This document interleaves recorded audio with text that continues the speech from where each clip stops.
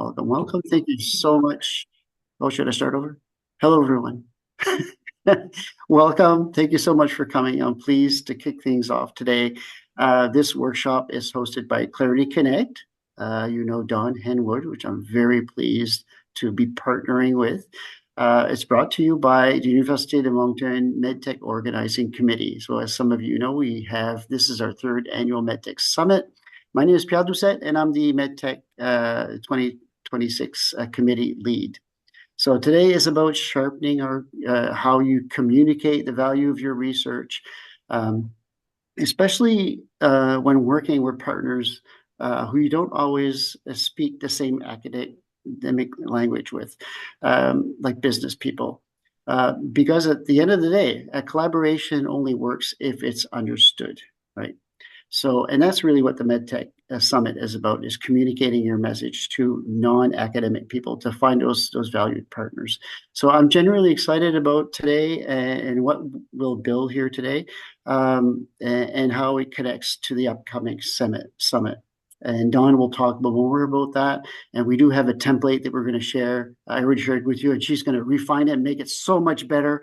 You'll see probably early next week. A big thank you to our sponsors before we kick things off. Moncton, Mariner Innovations, who are gold sponsors, and Springboard as well. Must forget Springboard.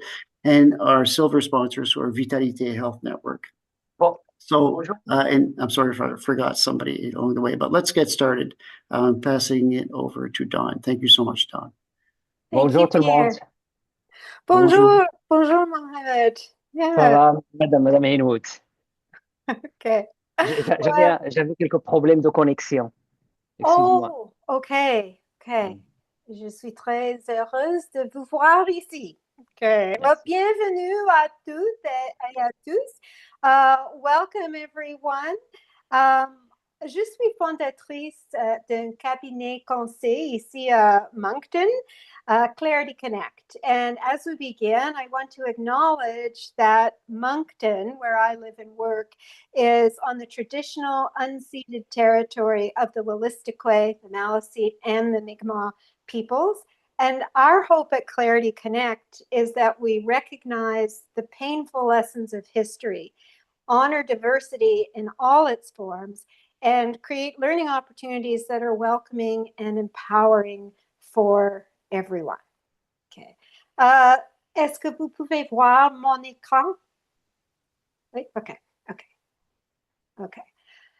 Alors, avant de commencer, je voudrais m'assurer que tout le monde se sent à l'aise dans la salle de Zoom. Alors, j'ai quelques conseils.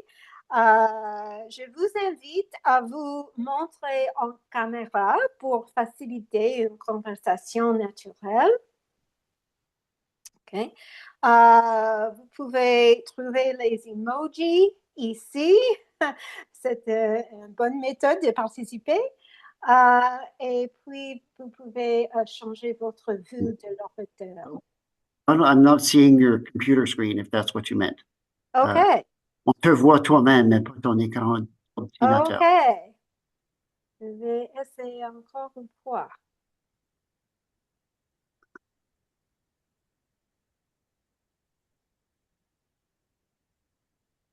OK.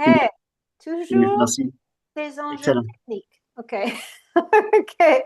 Merci beaucoup. OK. Maintenant, okay, so everything's working now? All right. Well, I want to start with a short story. So when I first started working with entrepreneurs, I found that there was a lot of mystique around this idea of the pitch. And I thought it must be something very special that required a really special skill set. Mais après avoir observé et analysé plusieurs présentations, je me suis rendu compte que j'avais déjà une assez grande expérience en la matière, même si je n'avais jamais participé à un concours de pitch auparavant. Et je parie que vous aussi, si vous prenez quelques minutes pour y penser, vous vous rendrez compte que vous arriverez sur la scène de MedTech avec une expérience tout aussi riche. Et voici une petite histoire qui m'est arrivée qui illustre ce point. Et je considère cette expérience comme le moment où j'ai vraiment appris à présenter un pitch. C'était my how I learned to pitch moment. Okay? So it was 1997, December, a month before my first child was born, and the day of my PhD defense at the University of Toronto. So my thesis had examined the work of a 19th century American writer, Rebecca Harding Davis, and I had fought really hard to get an external examiner, which was becoming quite rare in those days, but I wanted somebody who would rigorously examine my thinking. So I got a scholar from the States, and she came to the defense, and I knew that she was very entrenched in feminist theory. She was a feminist scholar through and through, and I had written this thesis on a female author and avoided feminist theory. So in a sense, I knew that I was inviting a kind of a hostile examiner here, and that was what I wanted, to sharpen my thinking. Now, what I didn't know was this, and I'm so glad I didn't know this. At lunch, before my defense, this examiner told my supervisor that she thought I should fail. And my supervisor was shocked because he thought I'd been doing a great job. Fortunately, he didn't let me know about this. Now, keep in mind that going into my defense, I had no idea what I was doing, right? I have had one PhD defense. That's it, right? So, je n'ai pas de formation. Je n'ai jamais assisté à une soutenance de thèse. Personne ne m'a donné un modèle. Et comme vous le savez, j'avais juste 15 minutes pour présenter les conclusions de mes recherches. Mais j'ai reconnu que je faisais face à une personne qui tenait un point de vue opposé au mien. Et j'ai compris que ma tâche était d'adapter à sa perspective et de présenter mes idées d'une façon agréable pour elle. Alors, je n'ai pas juste donné un résumé de mes recherches. J'ai noté l'excellent travail des chercheuses féministes et puis j'ai expliqué pourquoi je n'avais pas utilisé une approche féministe et j'ai montré comment mes travaux dirigeaient la recherche dans une direction nouvelle et importante. Okay, in other words, I adapted my presentation, which was really a pitch for the value of my research, to the external examiner's way of viewing the world. I set out to prove the value of my research only once I had anchored in her worldview. And so as a result, at the end of the defense, the committee decided not only that I should pass, but that the thesis was actually so strong that it required 0 revisions. And thank goodness, because remember, I was 8 months pregnant. Okay. Alors, j'étais sur le point d'échouer, mais après l'examen, mon superviseur m'a dit que c'était la meilleure soutenance de thèse à laquelle il avait assisté en 30 ans.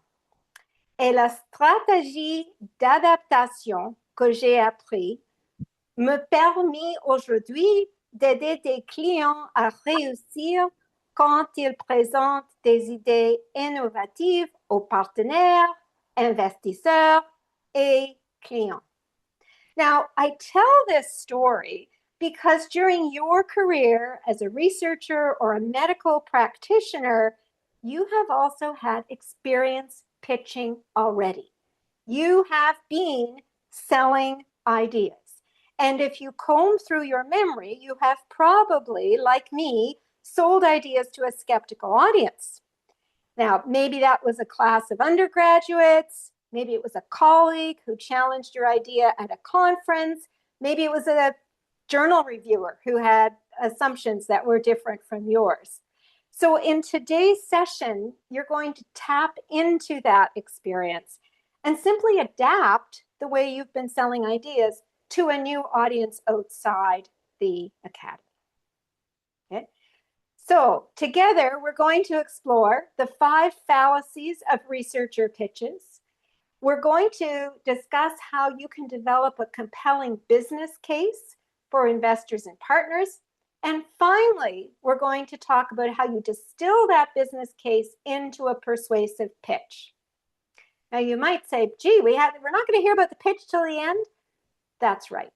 Because one of the things I want you to leave with here today is the understanding that your pitch is not 8 or 10 slides. Your pitch is the rich argument for the value of your research in a commercial context. And you have to get that right and develop it out before you can actually develop your deck. Dina, are you seeing the slide with the agenda now? Yes. Okay, thank you. Thank you for that note. Okay. All right. So what are the 5 fallacies of research pitches? Okay. Okay. So to start with, we have to recognize the business brain and it operates on a completely different operating system. Okay. Quand on a un cerveau du chercheur, on se préoccupe de cette question. Comment générons-nous de nouvelles connaissances? Mais quant à le cerveau du business ou le cerveau d'affaires, on veut savoir quels sont les avantages financiers. Now, this isn't because the business brain or the business world is about greed. That's not the case. Can you do what you do without research funding, without research equipment? No. So neither can people run their businesses, employ their people, do the good they do in the world without finances. And in their case, whatever they do has to be financially self-sustaining.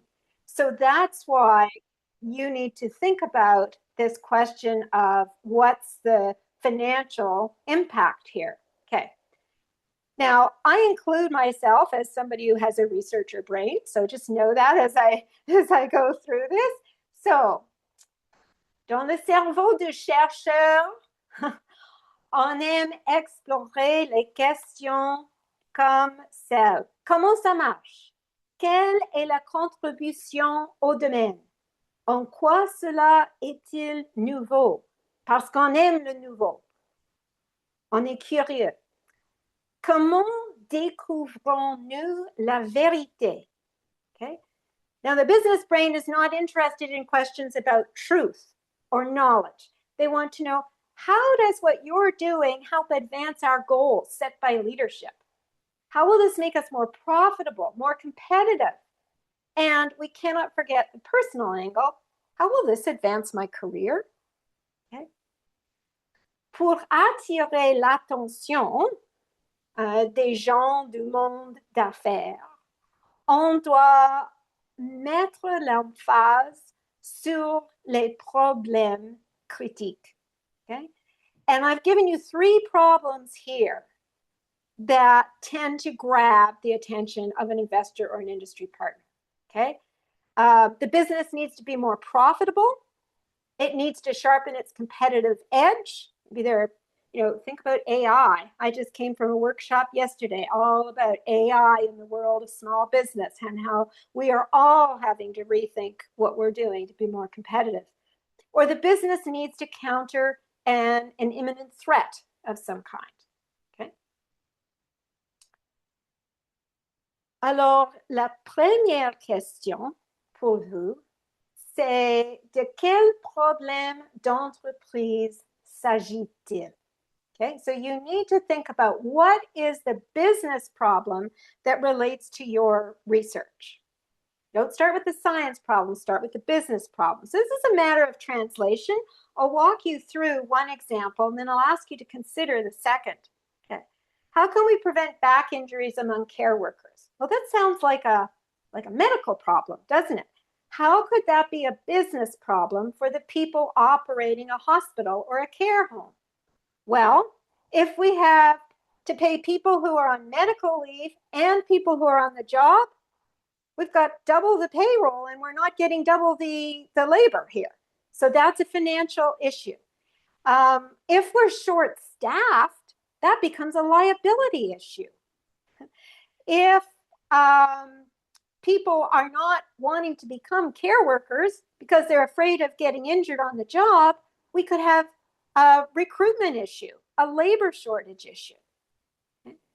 Over time, if the quality of care declines, we could also have a brand issue, a reputation issue in the market that's going to affect our ability to attract investors and clients. Okay, so that medical issue is definitely a business issue. Now, how about the second one? Comment peut-on prolonger la durée de conservation de la viande conditionnée sans y injecter de substances chimiques? Sounds like a health problem. How is it a business problem? You can use the chat or grab your mic.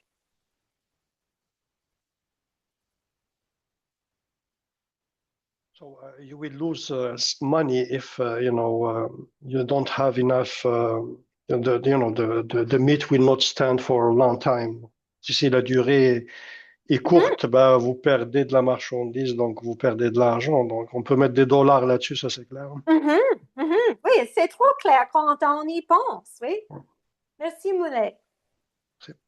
D'autres suggestions?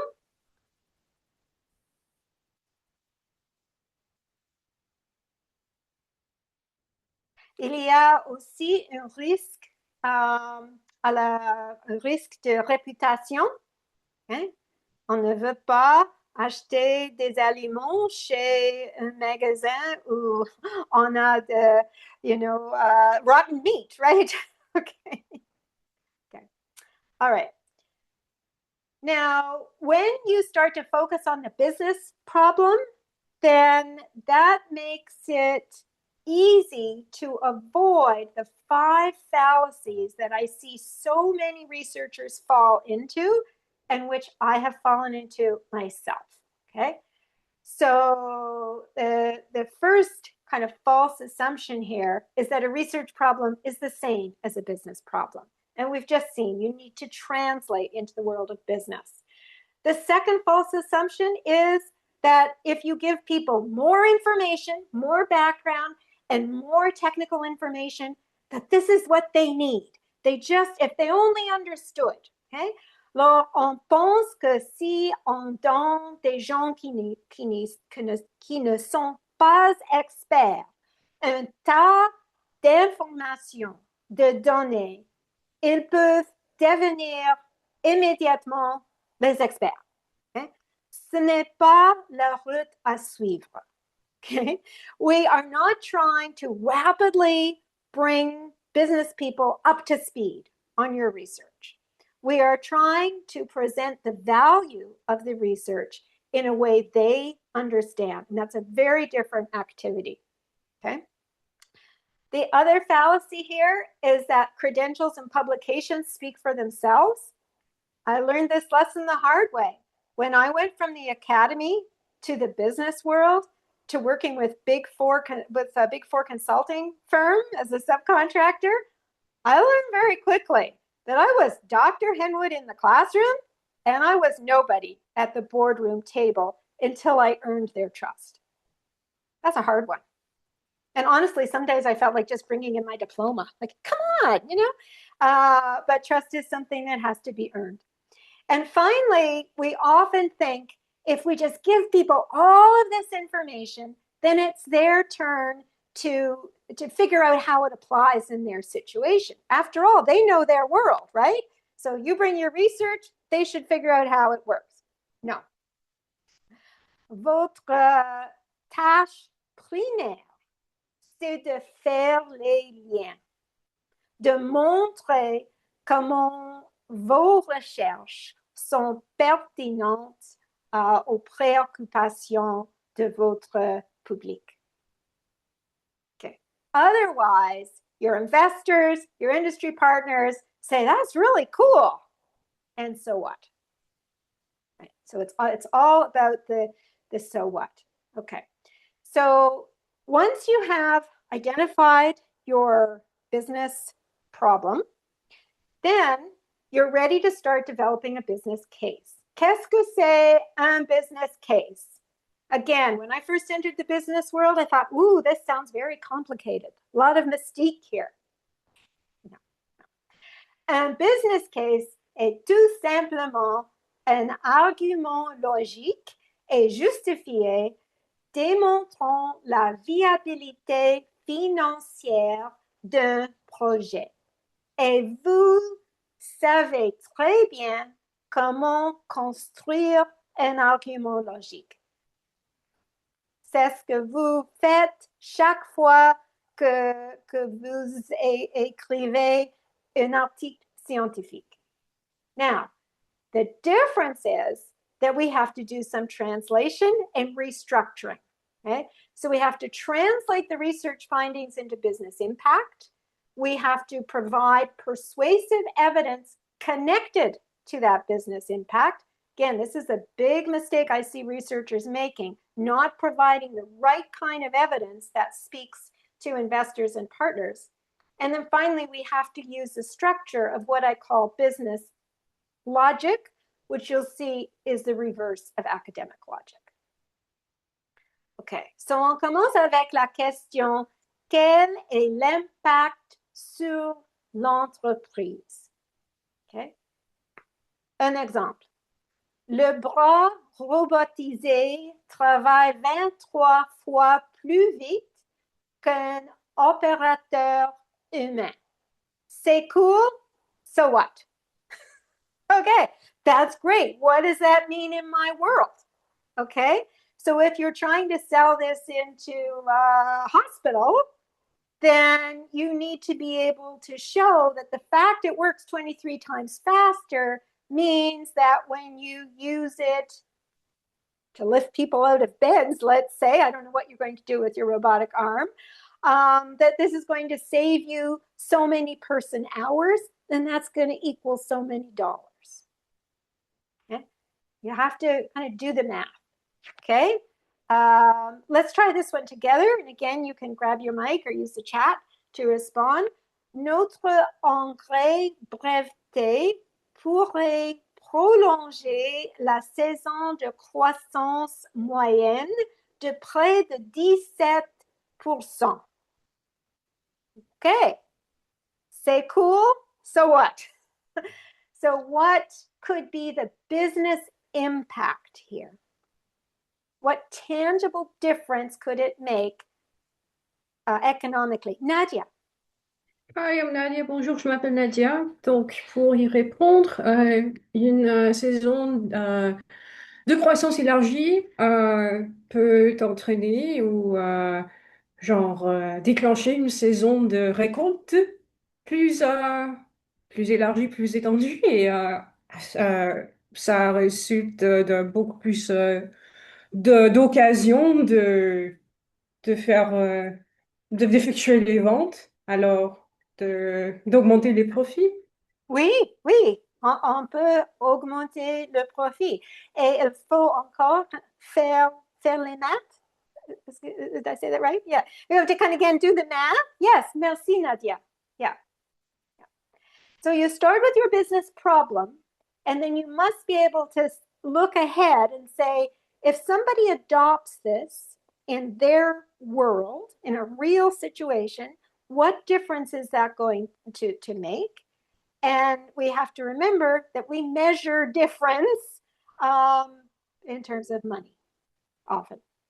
Increased yield. Thanks, Peter. And Carolyn, I just saw your earlier comment there about, yes, the way talking about that meat that you could attract a new segment to the market, right? Yes.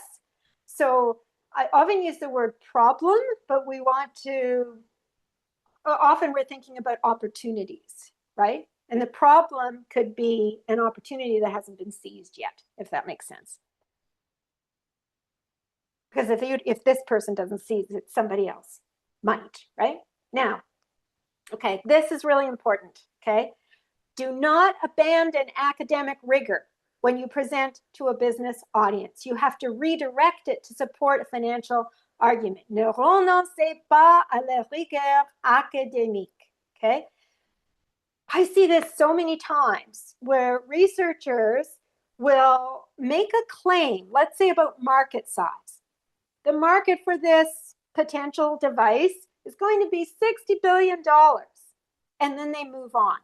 Now, if an undergraduate did that in an essay question, or they did it in a class discussion, you would call them out on that right away. Hey, that's an unsubstantiated claim. That is not a logical argument. Business people will do the same. Because remember, you're making an argument, but you're not making an argument for the scientific value of your research. You're making an argument for the economic value of your research.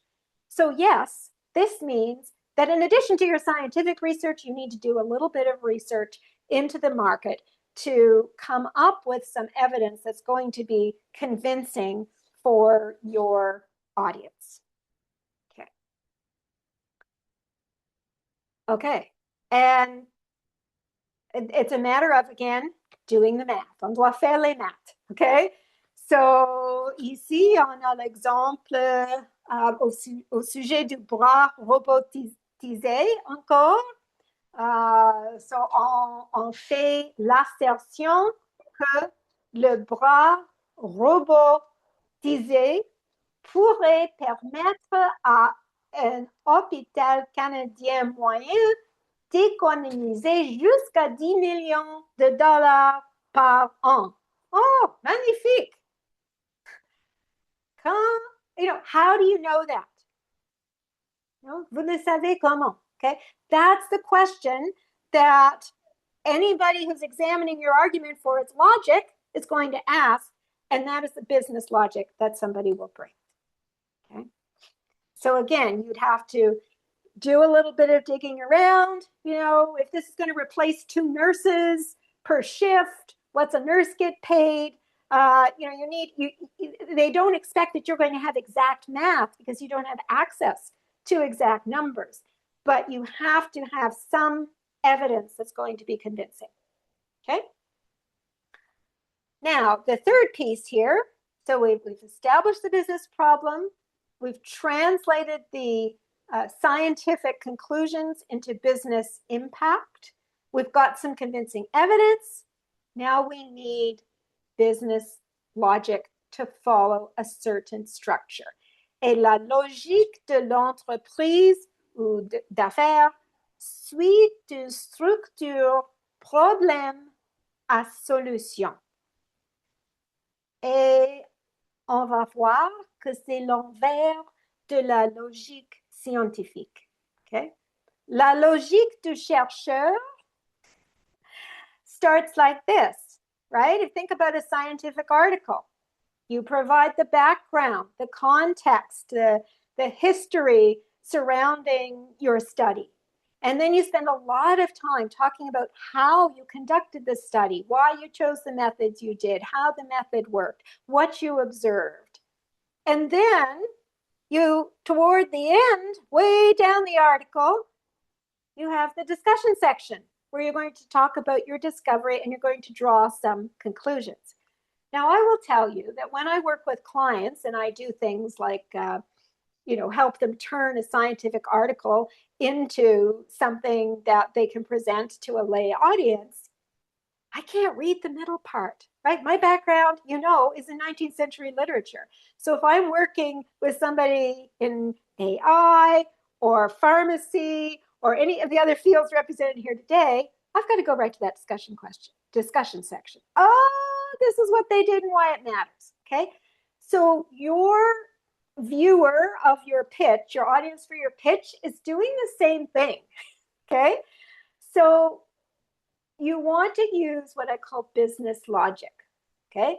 On commence avec le problème et ce n'est pas le problème scientifique, c'est le problème ancré dans le monde réel. C'est un problème d'affaires. Puis, on explique la solution et l'impact. Et on présente l'impact dans les termes économiques. On présente le retour sur investissement. Right? How much money can I make here? And saving money is also a way of making money, right? So it flips the logic on its head, as you can see. Okay. So now, what?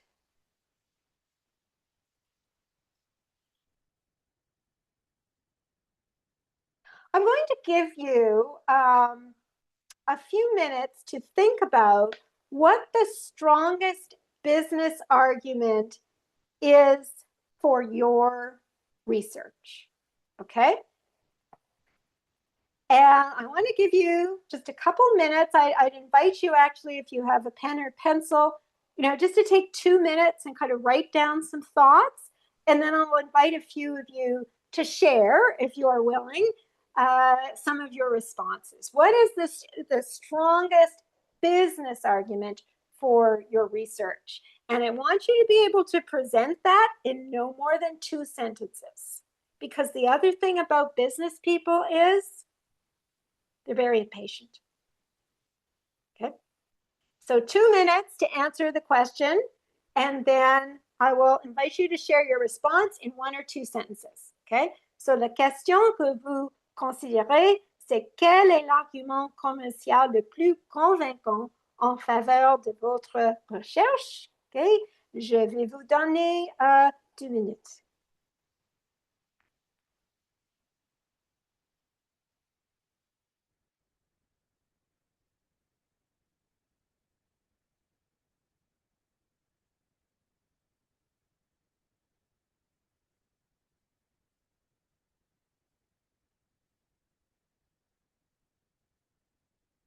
Kofo, what a great question you've asked in the chat. And once we come back from this little activity, I'm going to address it. Thank you for that.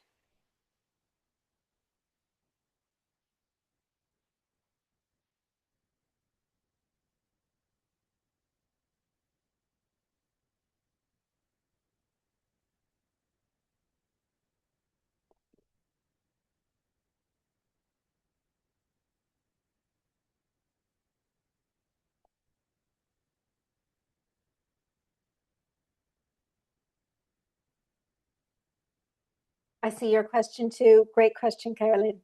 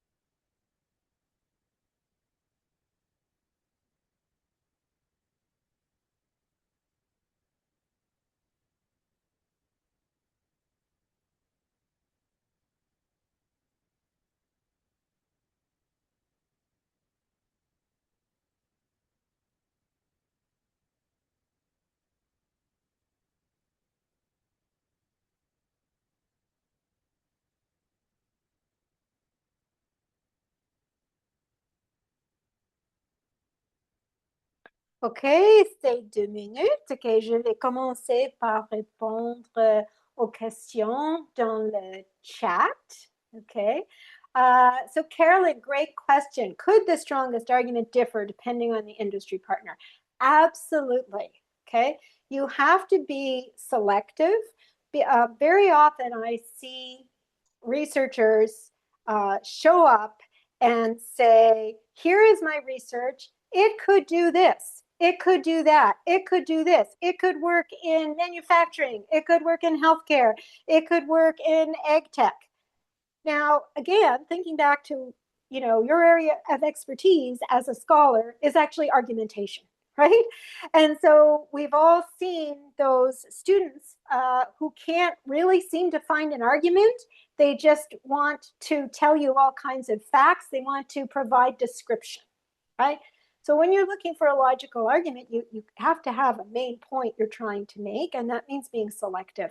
And in a moment, I'm going to show you a fictional example of a pitch, and I'm going to show you like what you shouldn't do and what you shouldn't do, and you'll see this selection actually happening there. Yeah, great question.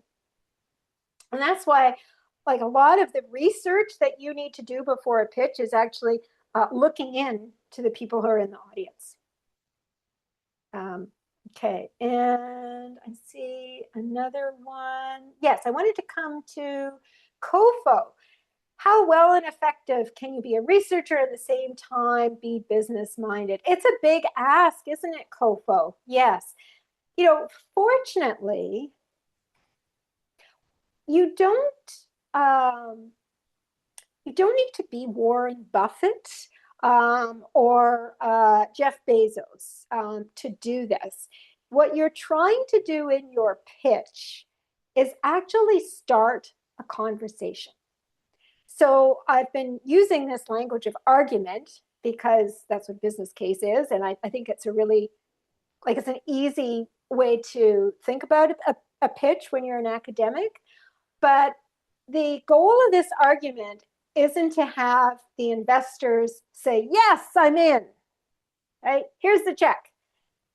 Sometimes in a pitch competition, there is an actual check, but even if that check's $25,000, that's a start. But what you really want to do is start building relationships and building your network. You want to get the next conversation that's going to get the next conversation that's going to get to the next conversation. And so if you think about your pitch as,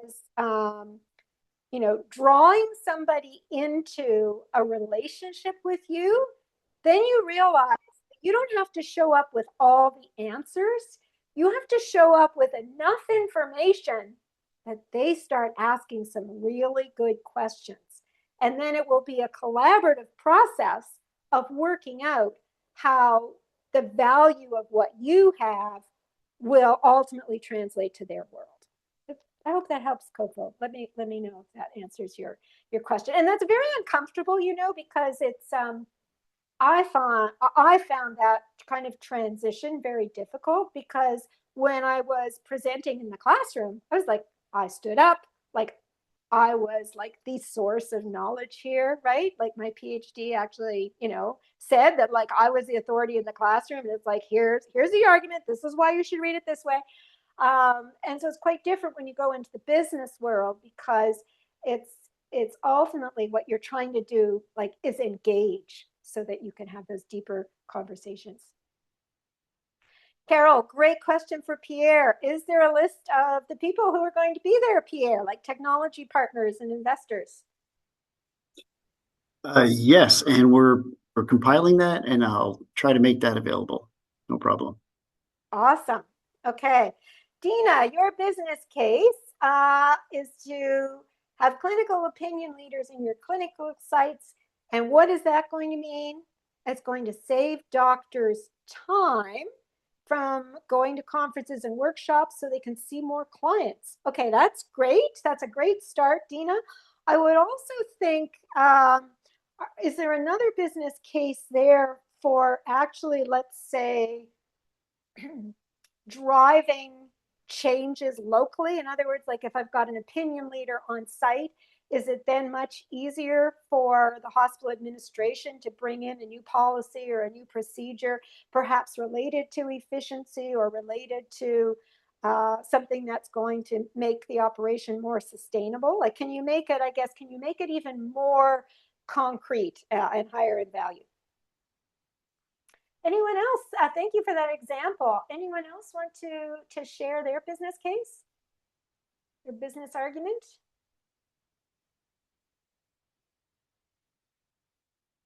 Okay, Fidel. Yes, great comment. Someone with lived experience. Who else can profit for it? And can this open new business opportunities? And is it effective and is it helpful? Yes, all great questions. And so we're going to see in the sample pitches in a moment. That's definitely something those are all questions you want to explore. Thanks, Fidel. Yeah. Carol, okay, our technology will help make healthcare practitioners more efficient and effective. Okay, great start. And I would say that that's probably something a lot of people could say because it's at a fairly general level. So can you put yourself more deeply into the world of the healthcare practitioner? Excuse me. And get more concrete, more specific, more concrete.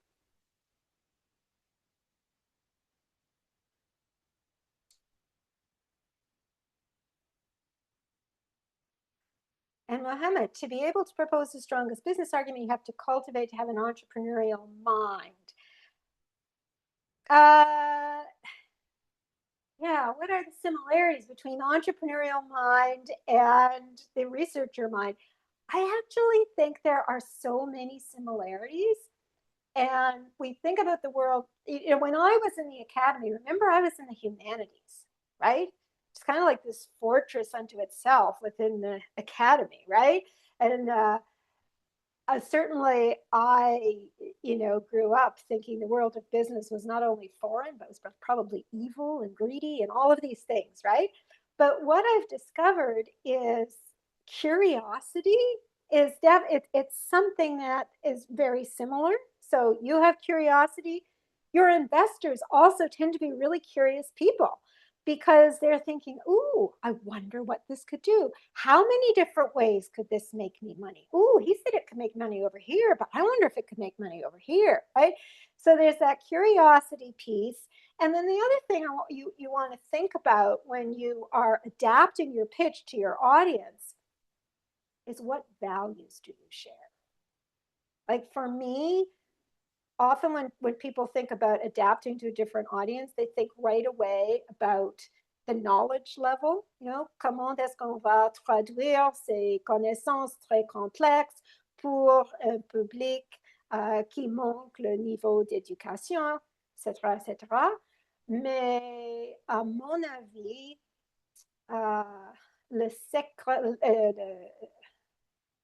secret pour connecter et convaincre votre public, c'est de faire une connexion avec leurs valeurs.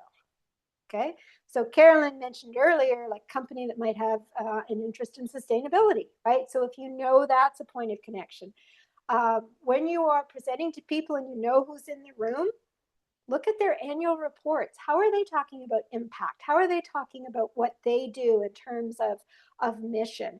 And if there's a way to, tie into that, then you have a powerful connection, even if you don't know how to read a financial statement, which I still don't really know how to do. And I've been in business as an entrepreneur for a while. So, Carolyn. Sorry, my camera doesn't want to start. Oh, je ne peux pas. I can't hear you, Carolyn. Do you hear me now? Very, like you're underwater. I got it. I can try to be closer from the mic. Is it better? Very difficult, but try. I'm gonna write it down in the chat. Okay, perfect. And in the meantime, Nadia, votre business case.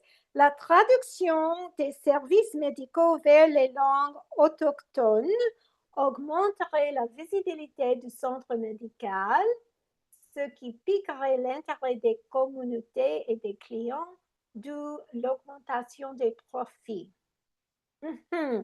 Des profits pour qui, Nadia? Pour les centres médicaux?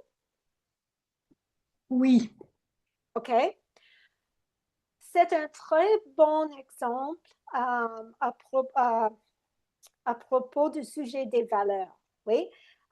So ici, il y a un cas financier, mais est-ce que vous pouvez faire une connexion, faire un lien avec les valeurs de ces communautés autochtones? What I would be thinking here is if you are translating medical services into indigenous languages. Am I understanding this? Yes. Okay. There are also a lot of social benefits here, right? So when you're pitching into the health system, you're making a business case, but often like you're making a business case to the state, right? And so now if people have access to medical services, we know that those people who aren't going right now because they've been traumatized by the system are now going.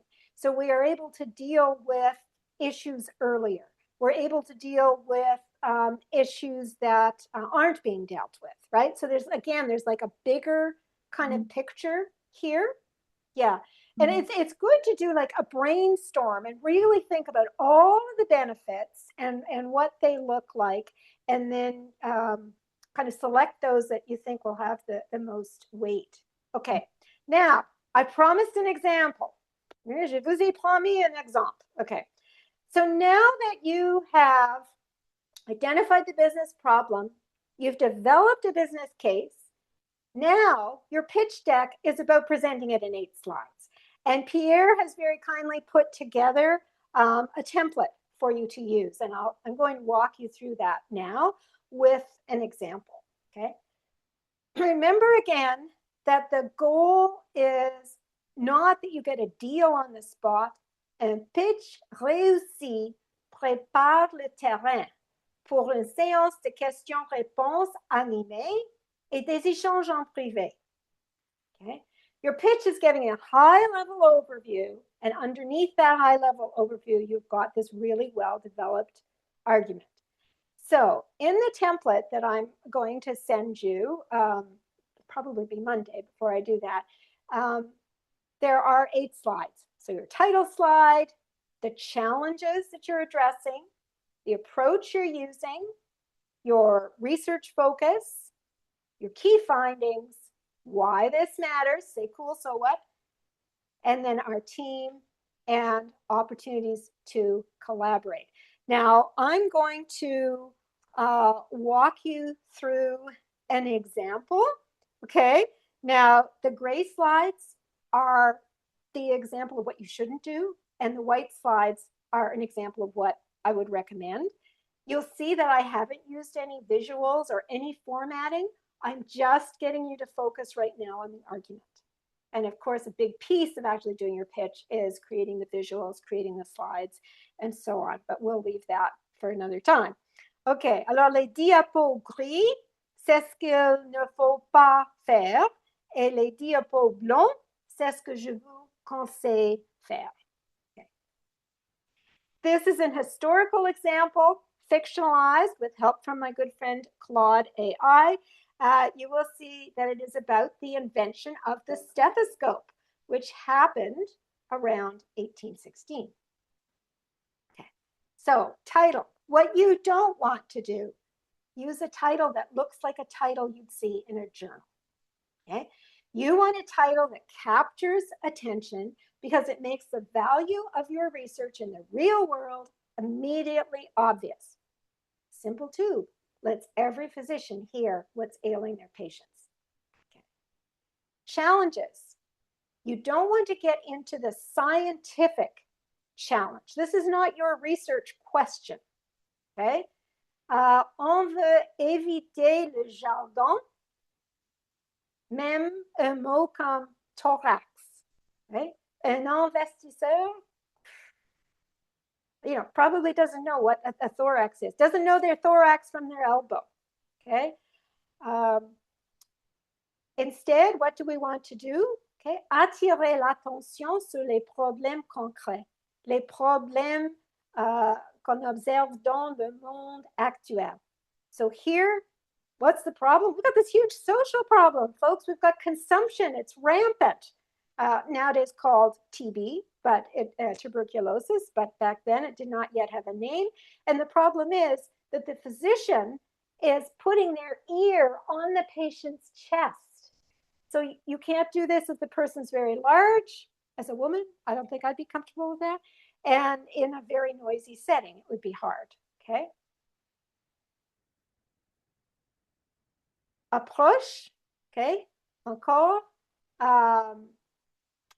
Le texte que vous voyez ici, c'est bon pour un scientifique qui veut reproduire l'œuvre de ce scientifique. Alors, si on veut produire un cylindre en bois et faire des études, c'est bon. Okay? But if you're an investor, you don't want to be able to manufacture a stethoscope. What you want to know is like, what's your strategy? What's your thinking here? What are you trying to do? So here, what they're trying to do is we are trying to make a simple instrument that channels chest sounds clearly to the physician's ear, and we are working in such a way that we're producing something that's affordable, portable, universal, easy to use. Même chose here, quand vous décrivez votre domaine de recherche, encore, on veut éviter le jargon, on veut éviter trop de détails techniques. Keep it high level. Think of that image of, it's like we're looking down from an airplane. What do we need to know here? This is a unique approach. It's a unique study because we are doing diagnostics with the device, and then we're comparing it with autopsies. And we've actually done this with 220 people. So we've got data. Okay. Key findings and applications. This, of course, would be the discussion part of your scientific article. And we do not want to know, right? Gray is the do not slide. We do not want to know how many auditory signatures you have created. Okay. Parce que les investisseurs ne savent pas, les mots signature auditive. Okay. What we do want to know is the success you've had, the relevance, the impact, and the potential, right? So here, on voit la réussite. C'est le premier appareil non invasif de diagnostic des maladies pulmonaires et on fait l'objet d'une validation scientifique. Right? This is a breakthrough. And les investisseurs aiment les chiffres. Alors, on a les chiffres. Right? 3050 appareils sont déjà utilisés. Okay?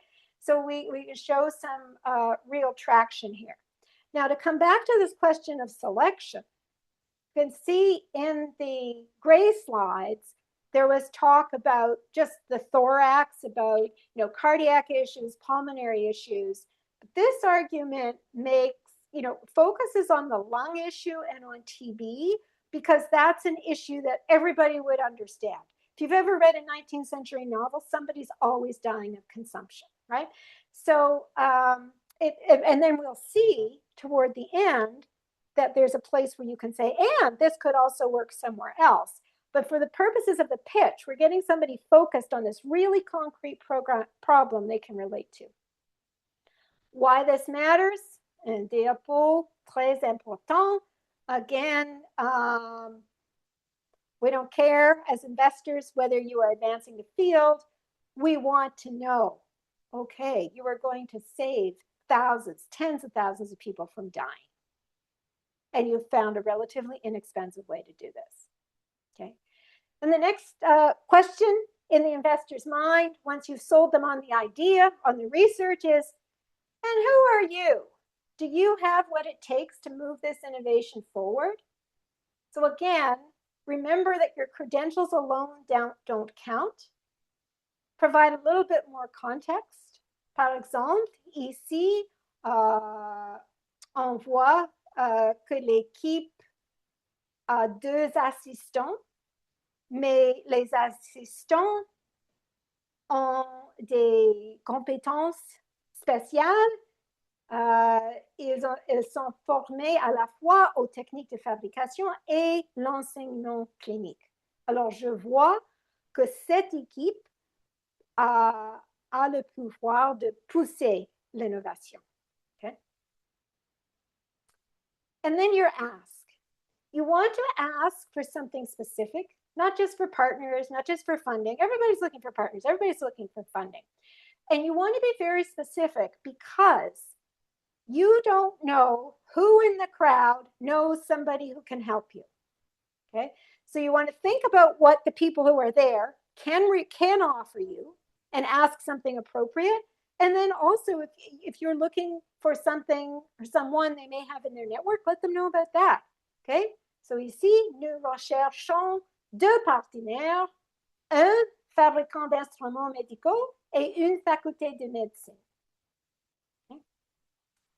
And then finally, you have your future directions. And this is where you can then identify kind of the other potential areas you could go into. Okay, so the other thing I would keep in mind as you present is je vous invite à communiquer avec une confiance empreinte d'humilité. Comme chercheur, chercheuse, je vous dirais que vous devez lutter contre un stéréotype fort. Okay? Beaucoup de gens d'affaires ont la tendance de penser que les universitaires, les médecins sont arrogants. It's a stereotype. It's out there. I've run into it. And show that you are not that person, right? And so you want to think about how you present your presentation. And it's not the same way you would present at an academic conference where people are listening for your ideas. People are listening to see if they trust you, if they want to work with you. So yes, they want to know, are you able to be understood? But are you warm and likable? Est-ce que cette personne est sympathique? Okay? Do they have the energy and determination to follow through? It takes a lot of energy to bring an idea to market. Would they be easy to work with? Do they see what I need? Are they a team player? Okay. So think about how you present as well as what you're presenting. And this can be, of course, very hard to do on your own. If you have the chance to practice with a colleague. So Jennifer's lucky because she has you. You know, you may be able to give her some feedback. A colleague, the mirror. And also, if you are really looking for some in-depth feedback on your pitch and your presentation, I do want to say that I am offering for this group a special promotion for one-on-one coaching. And so if anybody's interested in that, just reach out to me. I'll put my email here. And you'll also, of course, be hearing from me on Monday when I'll send you Pierre's template and also send you that good, bad example that we looked at. So thanks so much for being here. I know there were a couple of questions I didn't get to in the chat. I'm happy to respond to those now, and to any other questions, happy to hang out for another couple of minutes if anyone has questions.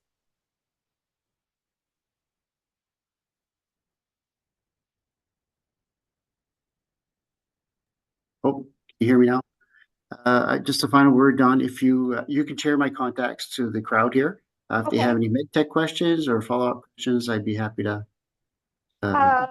Yes, I will do that. I'll put that in the email as well. Fantastic. Maybe for Pierre, I guess it's the link with the MedTech session. So when is MedTech and how can we register? I think that was a question about registration, Pierre. I couldn't quite make that out. My volume here is not that great. Can you put it in the chat, Carolyn? I'm so sorry. And I'll respond to your other question here or your comment. It's a highly competitive sector. Yes, I totally agree. Yes. As I say, you have a lot of experience selling ideas. You are now just selling ideas to a group that has slightly different expectations, a slightly different worldview. Yeah. Senator Dare.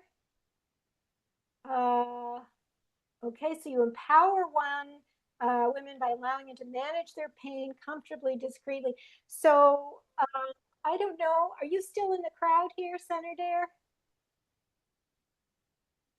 Give me a thumbs up. Oh, I'll have to follow up with that person individually. That's a great example. And what you would need to do in that example, because you're talking about a consumer product, is you would need to demonstrate that there's a clear market for that, that people would, that you have good reasons to believe that people would actually buy this product.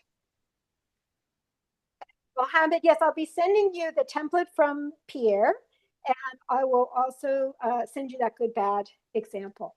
Carol, yeah, go ahead. I was just trying to take advantage of your expertise, Dawn.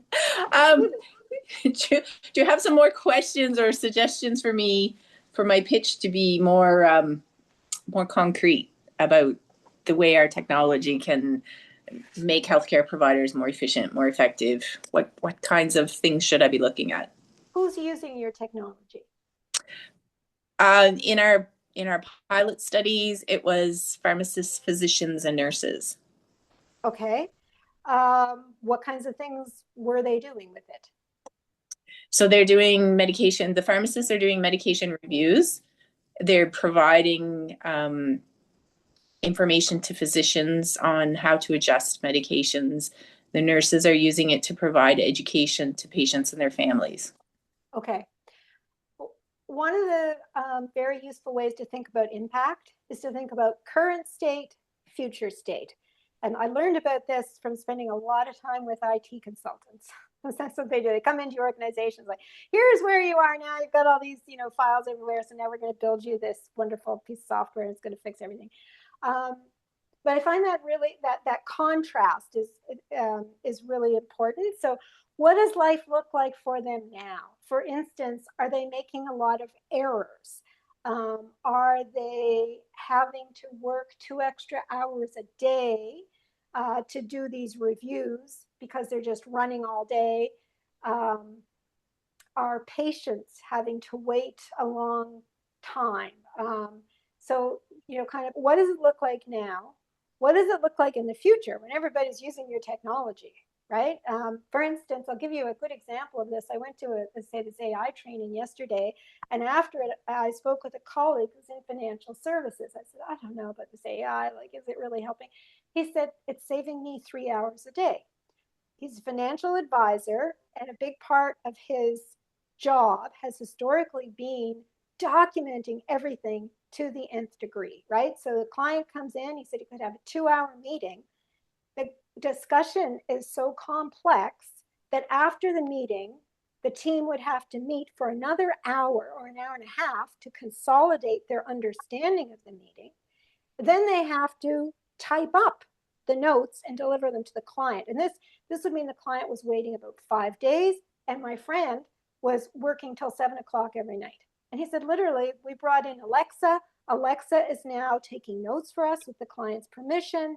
Right after the meeting, we get the notes, we review them, we send them to the client the same day. The client loves it, and I get to spend Saturday morning, at home. So that's like a really concrete example of just saying, like, AI makes financial advisors more efficient. Well, this is what it looks like. And when we think about evidence and how to convince investors, again, you've only got 10 minutes and they know that. You're trying to get to the next conversation, right? And so if you can share like a story that has a little bit of data in it, that will go further than a whole data room. Like I recently talked to somebody who said, oh yeah, like you're doing a lot of pitching. Like if you know anybody who wants to hear my pitch, I've got a whole data room ready. And my response was, well, what's in your story room? Okay, so it's the story, the current state, future state story. Yeah. The hero. With enough data to make it compelling, right? Like, because the more specific it is, like if you say, oh yeah, like pharmacists spend like a lot of time doing this. Well, you know, what's a lot of time? But if you're able to say, like, you know, in our pilot study, like we found they were spending like 67 minutes a day. And then when they use our technology, like that's down to 32 minutes. Like, and then, you know, so just enough data to bring it to life. Okay. Thank you for that. Thank you for this. Okay. I'm so All glad right. you come. Bye.